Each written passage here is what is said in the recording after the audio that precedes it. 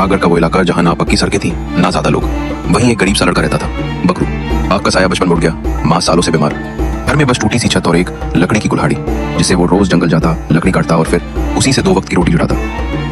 एक दिन रास्ता थोड़ा भटक गया, जंगल कुछ ज्यादा ही चुप था उस दिन और हवा जैसे कुछ कह रही थी। तभी घंटे की हल्की आवाज आई, ऊंटों की। बकरू झाड़ियों के पीछे छिप गया और जो उसने देखा उसके रोंगटे खड़े हो गए। 41 नकाबपोश ऊंट सवार, सबके चेहरे छिपे हुए, काले कपड़े, भारी बक्से। सामने एक विशाल पत्थरनुमा पहाड़ था। एक आदमी आगे बढ़ा, शायद उनका सरदार। उसने ऊंची आवाज में कहा, खुल जा सिया दरवाजा।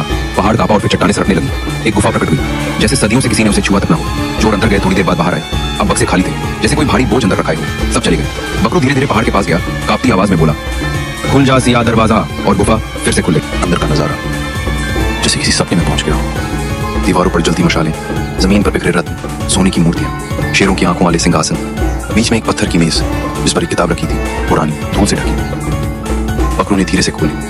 पहले पन्ने पर लिखा था, यहाँ 41 दरवाजे हैं। कुछ में दौलत है, कुछ में धोखा और कुछ में मौत। और जो हर दरवाजे से ईमानदारी से गुजरेगा, आखिरी में उसे असली खजाना मिलेगा। बकरू रोज आता, एक एक दरवाजा खोलता। कभी सोने की मूर्तियां मिलती, कभी जहर से भरी शीशियां। एक दरवाजा ऐसा था जिसके पीछे एक पत्थर का सैनिक बैठा था। जैसे ही बकरू ने कदम रखा, उसने आंखें खोल दी। पर बकरू डरता नहीं था, वो हर चीज से कुछ सीख रहा था।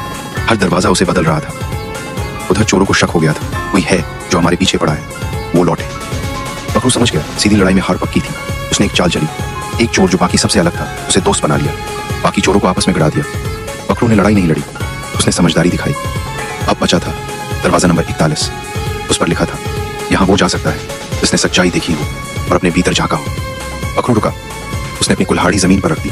कोई मंत्र नहीं बोला, कोई लालच नहीं रखा, और दरवाजा अपने आप खुल गया। अंदर कुछ नहीं था, बस एक आईना। आईने में बकरू ने अपनी माँ को देखा, कमजोर, थकी हुई और मुस्कुराती हुई।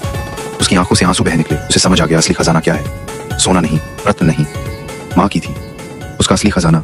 आज बकरू अमीर है, सोने से नहीं, समझ से। और अगर आप कभी थरागढ़ जाएं तो उस बूढ़ी माँ से जरूर मिलिएगा जो पीपल के नीचे बैठती है। वो आज भी कहती है, मेरा बेटा खजाना लाया था, पर क्या लाया था ये लोग कभी नहीं समझे।